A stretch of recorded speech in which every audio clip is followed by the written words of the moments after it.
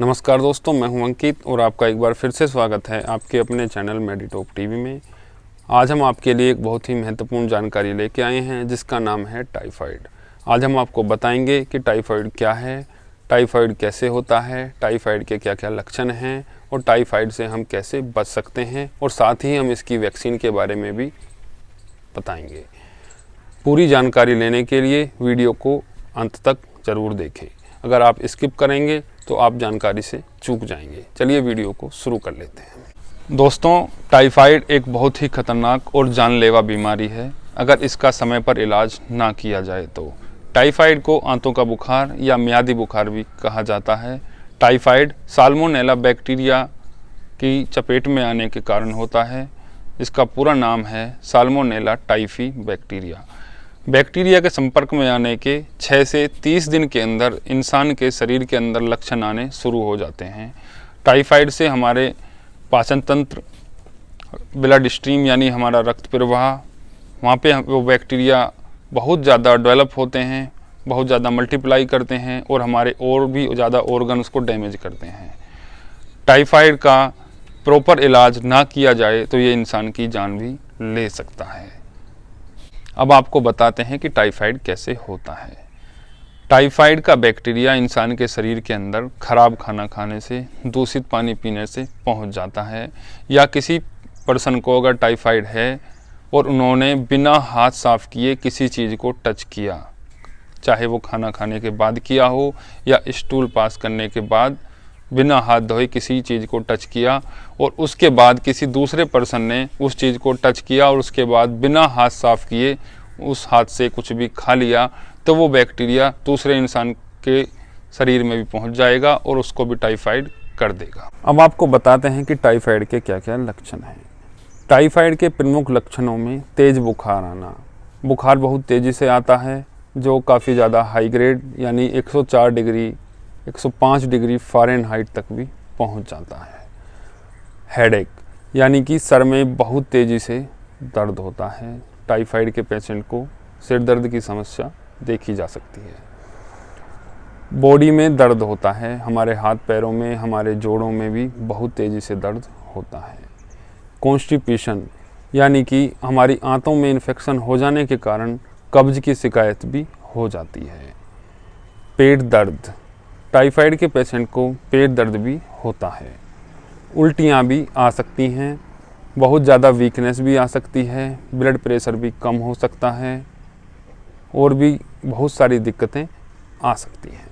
दोस्तों, अगर अभी तक आपने हमारा चैनल सब्सक्राइब नहीं किया है तो प्लीज़ चैनल को सब्सक्राइब कर दें और साथ के साथ बेल आइकन को भी दबा दें ताकि हमारी आगे आने वाली जानकारियाँ भी ऐसे ही आप तक पहुँचती रहें। और वीडियो को अगर अच्छी लग रही हो तो अपने दोस्तों के साथ शेयर करना ना भूलें। टाइफाइड केवल इंसानों से ही इंसानों में फैलता है, ये किसी भी जानवर के द्वारा इंसान में नहीं फैल सकता, यानी कि ये किसी भी जानवर में नहीं होता, ये केवल इंसान में ही पाया जाता है। अब हम आपको कुछ उपाय बताते हैं जिनसे आप टाइफाइड से बच सकते हैं। सबसे पहले तो अपने हाथ प्रॉपर साफ़ करें, चाहे वो साबुन से वॉश करें या डेटॉल का यूज़ करें, कुछ भी यूज़ करें, लेकिन अपने हाथ प्रॉपर तरीके से साफ़ करें। अगर आप हाथ साफ़ नहीं करोगे, कहीं पे भी टच करके बिना हाथ साफ़ किए कुछ भी खा लोगे तो आप भी टाइफाइड की चपेट में आ जाओगे। ये एक बैक्टीरियल इन्फेक्शन है जो बहुत इजीली हमारे हाथों में लग के हमारे शरीर में पहुंच जाता है। डॉक्टर की सलाह लेना बहुत ज़रूरी है। अगर आपको शरीर में ऐसे लक्षण दिखाई दे रहे हैं तो आप तुरंत डॉक्टर के पास जाइए, अपनी जाँच कराइए और अपना इलाज कराइए। अगर किसी पर्सन को टाइफाइड है और आपको पता है तो उससे थोड़ी सी दूरी बना के रखें जिससे आप टाइफाइड होने से बच सकें। टाइफाइड से बचने के लिए वैक्सीनेशन भी किया जाता है। अगर आप ऐसी जगह पे रहते हैं जहाँ पे टाइफाइड बहुत ही ज़्यादा कॉमन है, जहाँ पे इस तरह का बैक्टीरिया बहुत ज़्यादा है, या आप किसी भी ऐसी कंट्री में जा रहे हैं जहाँ पे टाइफाइड का बैक्टीरिया बहुत ज़्यादा है, या ऐसा मौसम है, बरसात का मौसम है, बारिश ज़्यादा है जहाँ पे बैक्टीरियल इन्फेक्शन होने के चांसेस ज़्यादा हैं, तो ऐसे में आप अपना वैक्सीनेशन करा के रखिए। हम तो यही कहेंगे कि कोई भी मौसम हो या आपके पास टाइफाइड के पेशेंट हों या ना हो, आपको टाइफाइड का टीका लगवाना बहुत ज़रूरी है। इससे आप इस बीमारी से बच सकते हैं। टाइफाइड की वैक्सीन के लिए आप नज़दीकी किसी भी हॉस्पिटल में, चाहे गवर्नमेंट में या प्राइवेट में जा सकते हैं। वहाँ पे डॉक्टर की सलाह लेकर आप टाइफाइड की वैक्सीन ज़रूर कराइए। ये आपके लिए बहुत ही अच्छा है, ये इससे आप इस बीमारी से बच सकते हैं। अगर आपको टाइफाइड हो गया है तो आपको खाने पीने का भी परहेज करना होगा, क्योंकि टाइफाइड से हमारा आंतों का सिस्टम, हमारा डाइजेशन सिस्टम सब प्रभावित हो जाता है। उसके लिए खाने का परहेज करना बहुत ज़रूरी है। तो ऐसे में हल्का खाना खाएं, पीने वाली चीज़ें ज़्यादा पिएं, जिससे आसानी से डाइजेशन हो जाए और कॉन्स्टिपेशन की दिक्कत ना आए, क्योंकि टाइफाइड में कॉन्स्टिपेशन होना बहुत ही कॉमन है।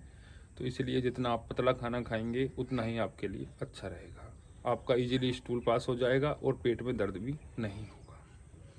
और ठंडी चीज़ें, तला भुना, ये सब चीज़ें खाने से भी परहेज करें। पानी ज़्यादा से ज़्यादा पीना है, जूस पीना है और खिचड़ी, दलिया, चीकू, पपीता ऐसी चीज़ें खानी हैं जो आसानी से हजम हो जाएं।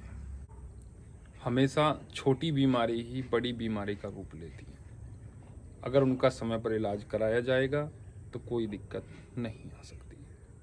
हम हमेशा यही कहते हैं कि किसी भी चीज़ को लेकर, किसी भी बीमारी को लेकर लापरवाही बिल्कुल ना बरतें। समय पर इलाज कराएं, पूरा इलाज कराएं और कोई भी दवाई बिना डॉक्टर की सलाह के ना लें। अक्सर लोग क्या करते हैं कि नेट पे दवाई सर्च करके खा लेते हैं, उनसे आराम तो नहीं आता और उल्टा दिक्कत बढ़ जाती है। क्योंकि जो लोग नेट पर दवाई सर्च करते हैं, ना तो उनको प्रॉपर डोज का पता होता है, ना उनको ये पता होता है कि उनकी बीमारी में कौन सी दवाई काम करेगी।